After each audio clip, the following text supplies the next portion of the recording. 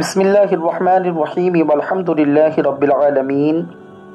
সমস্ত প্রশংসা একমাত্র আল্লাহরই জন্য, যিনি আমাকে কিছু নেক কথা বলা এবং আপনাদের শোনার তৌফিক দিয়েছেন। প্রিয় সুধী, অতি গুরুত্বপূর্ণ বিষয়ের উপরে আজকে একটি কথা রাখতে চলেছি। দেখেন, আমরা হলাম আল্লাহর বান্দা, আর বান্দা আর গোলাম হিসাবে আল্লাহ তাআলার সারাক্ষণ কথা মানাই ছিল আমাদের একান্ত কর্তব্য। কিন্তু তিনি মালিক হিসাবে আমাদের উপরে অত কোনো দায়িত্ব দেননি। তিনি আমাদের উপরে বিন্দুমাত্র জুলুম করেন না। আল্লাহু বিযাল্লামিল লিল আবিদ। তিনি আমাদের খুব সামান্যই আমাদেরকে হুকুম দিয়েছেন। তা সত্ত্বেও বান্দা আজ আল্লাহ থেকে চরম গাফিল, অনেক উদাসীন। তার হুকুমের মধ্যে অতি গুরুত্বপূর্ণ, মুমিন হওয়ার পরিচয়ের দিক থেকে সবথেকে গুরুত্বপূর্ণ ঈমানের পরের হুকুম হলো নামাজ। আল্লাহ তাআলা এই কোরআনে এই নামাজের গুরুত্বকে বোঝানোর জন্য আল্লাহ রাসূল সাল্লাল্লাহু আলাইহি ওয়াসাল্লামকে বলেছেন, ওয়ামুর আহলাকা বিসসালাহ ওয়াসতাবির আলাইহা, যে আপনি নিজ পরিবার বর্গকে নামাজের আদেশ করুন এবং নিজেও তার প্রতি যত্নবান হন। সূরা তাহার মধ্যে বর্ণিত হয়েছে। অন্য জায়গায় সূরা মুমিনুনের মধ্যে বলেছেন যে মুমিনদের প্রথম সিফাত হবে আল্লাযীনা হুম ফি সলাতিহিম খাশিউন, তারা নামাজকে বিনয় ও নম্রতার সাথে তারা নামাজ আদায় করবে। এছাড়া আল্লাহ তাআলা সূরা বাকারার মধ্যে বলেছেন, ওয়াস্তাঈনু বিস-সাবরি ওয়াস-সালাহ, সবর এবং নামাজের দ্বারা আল্লাহ তাআলা সাহায্য প্রার্থনা করো। সূরা আরাকের মধ্যে বলা হয়েছে, ওয়াসজুদ ওয়াক্তারিব, সিজদা করে আল্লাহর নৈকট্য তোমরা প্রাপ্ত হও। এছাড়াও আল্লাহ তাআলা নামাজের যে কত গুরুত্ব এবং নামাজ পড়লে মানুষ কত গুনাহ থেকে বেঁচে থাকে, সূরা আনকাবুতের মধ্যেও বলা হয়েছে, ইন্না সলাতা তানহা আনিল ফাহশাই ওয়াল মুনকার, নিশ্চয়ই নামাজ অশ্লীল মন্দ কাজ থেকে বিরত রাখে। এ তো কোরআনের আয়াত শোনাচ্ছিলাম। কত যে আয়াত আছে, অনেক আয়াত আছে নামাজের বিষয়ে। নামাজের গুরুত্ব অপরিসীম। হাদিসের মধ্যেও বর্ণিত হয়েছে। কখনো বলা হয়েছে, বুনিয়াল ইসলামু আলা খামস শাহাদাতি আল্লা ইলাহা ইল্লাল্লাহ ওয়া আন্না মুহাম্মাদান আবদুহু ওয়া রাসূলুহু ওয়া ইকামিস সালাহ ওয়া ইতাইজ যাকাত ওয়াল হজ ওয়া সাওমি রমাদান।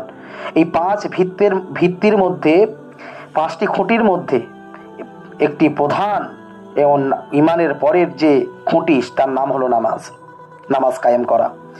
অন্য জায়গায় বলা হয়েছে আসসালাতু ইমাদুদ্দিন, দিনের খুঁটি হলো নামাজ। অন্য জায়গায় আরো বলা হয়েছে মিফতাহুল জান্নাতিস সালাহ, জান্নাতের যে চাবি সেটা হলো নামাজ। এছাড়া আল্লাহ রাসূল সাল্লাল্লাহু আলাইহি ওয়াসাল্লাম নামাজের প্রতি এত নিমগ্ন থাকতেন যে তিনি বলেছেন, ওয়াজুইলাত কুররাতু আইনি ফিস সালাহ, আমার চক্ষুর শীতলতা নামাজের মধ্যে নিহিত। আল্লাহু আকবার। এছাড়া নামাজ যে এত গুরুত্বপূর্ণ, তা ছাড়লে কত বড় বড় ভয়ঙ্কর ওয়াঈদ কোরআন হাদিসের মধ্যে আমাদেরকে শোনানো হয়েছে। আল্লাহ রাসূল বলেছেন, মান তারাকাস সালাতা মুতাআম্মিদান ফাকাদ কাফার, যে ব্যক্তি ইচ্ছাকৃত নামাজ ছেড়ে দিল সে যেন কাফির হয়ে গেল।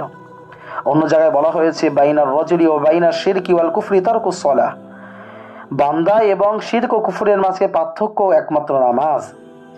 আর অন্য জায়গায় বলা হয়েছে, মান তারাকা সালাতা মুতাআম্মিদান ফাবারিয়াত মিনহু যিম্মাতুল্লাহি ওয়া যিম্মাতু রাসূলি, যে ব্যক্তি ইচ্ছাকৃত নামাজ ছেড়ে দিল সে আল্লাহ এবং আল্লাহ রাসূলের দায়ভার থেকে মুক্ত হয়ে গেল।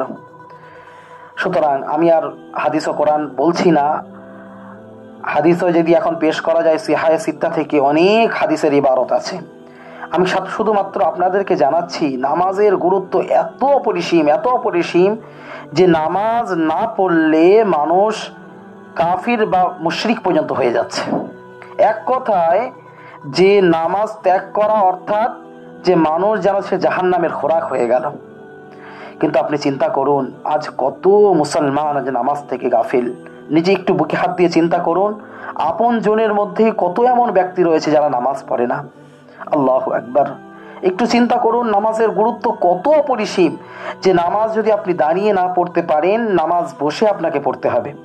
বসেও যদি না পড়তে পারছেন অসুস্থতার কারণে, শুয়ে পড়তে হবে। শুয়েও আপনি নামাজ পড়তে পারছেন না, নামাজ আপনার উপরে কিছুদিন মওকুফ থাকবে, মাফ থাকবে। আবার আপনি সুস্থ যখন হয়ে যাবেন তখন আপনাকে সেই নামাজগুলো আবার কাজা আদায় করে দিতে হবে। এত গুরুত্বপূর্ণ। আমি গুরুত্বপূর্ণ কয়েকটি মাসআলা বলছি, আপনারা বুঝতে পারবেন যে যদি আপনার সমুদ্রের মধ্যে কোনো জাহাজ ডুবি হয়ে গেছে, আপনি সে সময় কোনো একটি কাঠ পেয়েছেন বাঁচার জন্য, সমুদ্রের মধ্যে একটি কাঠ পেয়ে আপনি নিজের জীবনকে কোনো রকমে বাঁচাচ্ছেন এবং সবসময় পানি খেতে থাকছেন, কিছুক্ষণ পরই আপনার মৃত্যু আসন্ন। হয় কোনো সামুদ্রিক প্রাণী আপনাকে খেয়ে নেবে, অথবা কিছুক্ষণ পর আপনি মারা যাবেন, এমন একটি অবস্থা। সেই সময় যদি নামাজের ওয়াক্ত চলে যায়, আপনার উপরে নামাজ পড়া ফরজ। আরও আপনাকে কিছু ডিপ মাসআলা শোনাচ্ছি। মহিলাদের প্রসব বেদনার সময় যদি পানি বা হায়েজের রক্ত যদি না বের হয়, কিন্তু বাচ্চার মাথা দেখা যায়, সেই তীব্র যন্ত্রণার সময় নামাজ তার উপরে পড়া ফরজ যদি ওয়াক্ত চলে যায়। নামাজের গুরুত্ব এত বেশি। আমি এবার আপনাদেরকে প্রিয় সুধী জানাচ্ছি, যারা যারা নামাজ পড়ছেন না, ভিডিও শুনছেন, কোনো শোনার প্রয়োজন নেই। আমি দিল থেকে বলছি, নামাজকে ধরুন। আন্তরিকতার সাথে আপনাকে বলছি, আপনি যদি নামাজ আদায় না করে থাকেন, মনে রাখবেন কোনো ইবাদত আপনার কবুল হবে না। আপনি যদি 5 ওয়াক্ত নামাজকে এখনো না শুরু করে থাকেন, তওবা করে নিন। এখনো নিঃশ্বাস প্রশ্বাস রয়েছে, মানে এখনো আপনার আল্লাহ তওবার সময় দিয়েছে, আপনি তওবা করে নিন, আল্লাহর পথে ফিরে আসুন। নতুবা আপনার কোনো ভালো ইবাদত, সমাজ কল্যাণ, মুআমালাত, মুআশারাত কতই ভালো হোক না কেন, আপনি সমাজে কতই প্রতিষ্ঠিত মানুষ হন না কেন, মনে রাখবেন আপনার এসব জিনিস কিন্তু কিয়ামতের দিন কোনো কিছু গ্রান্টেড হবে না 5 ওয়াক্ত নামাজ যদি আপনি না আদায় করেন। আমি কোরআন ও হাদিসের অনেক কথা বলেছি। আমি চাইলে এই ভিডিওটি অনেক গুরুত্ব সম্পর্কে অনেক বেশি কথা বলতে পারতাম, যে নামাজ না পড়লে আল্লাহ এবং আল্লাহ রসুল নারাজ হয়ে যাবেন। আপনি কাকে নারাজ করছেন? কদিনের দুনিয়া, নিজের মর্যাদা, নিজের ঔদ্ধত্য, নিজের পদ, নিজের মাল ধন দৌলত নিয়ে আজ আপনি দুনিয়ার মোহে আবদ্ধ। আপনি চিন্তা করুন, 50 বছর আগে আপনি কোথায় ছিলেন? আপনার কোনো অস্তিত্ব ছিল? আপনি চিন্তা করুন 50 বছর পরে আপনার কি অস্তিত্ব থাকবে? আলামে বারজাখ, ওই 3.5 হাত মাটির তলায় কবরের জীবন হবে। কে আমাদের কতদিন মনে রাখবে? পর্দানসীন মা ও বোনেদের বলছি, এবং কিশোর থেকে নিয়ে শুরু করে বৃদ্ধ বাপজান যারা আমার ভিডিও শুনছেন, তাদেরকে বলছি, নামাজ ছেড়ে কাকে নারাজ করছেন? ফিরে আসুন। আল্লাহর রহমত শুধু বাহানা খুঁজে বেড়ায়, আপনি খালি তওবা করুন। দেখেন আল্লাহ তাআলা আপনাকে মাফ করার জন্য প্রস্তুত। আল্লাহ অত্যন্ত খুশি হবেন আপনি যদি ফিরে আসেন আল্লাহর কাছে, এবং অতীত জীবনের গুনাহকে মাফ করে দেবে আল্লাহ তাআলা। আমার পর্দানসীন মা বোনেদের আউয়াল ওয়াক্তে বাড়িতে নামাজ পড়ার এবং প্রত্যেক পুরুষদেরকে আমৃত্যু পর্যন্ত জামাতের সাথে নামাজ পড়ার তৌফিক দান করুন।